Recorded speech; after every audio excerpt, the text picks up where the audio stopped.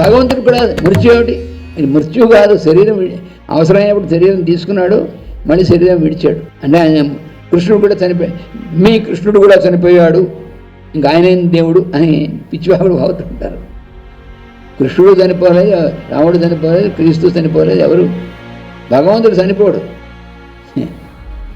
భగవంతుడు అవసరమైనప్పుడు అన్ని ఆయనవే, అన్ని రూపాలు అన్ని శరీరాల్లో అంతర్యామిగా ఉన్నటువంటి వాడు అవసరమైనప్పుడు ముందు గుచ్చుకుంది, వీడు ఎక్కడ నడుస్తున్నాడు, ముందు గుచ్చుకుంది, అక్కడ ఎవడు ముందు తీయడానికి ఇంకెవడు ఏం అవకాశం లేదు, ఇన్స్ట్రుమెంట్ ఉండదు. అప్పుడు ఏం చేస్తాడు, ఇంకో ముళ్ళును తీసి దాంతో ఈ ముళ్ళను కూడా బయట తీస్తాడు. తీసి ఈ 2 ముళ్ళు కూడా మళ్ళీ గుచ్చుకోవడానికి వీలైనటువంటి చోట చూసి పడేస్తాడు.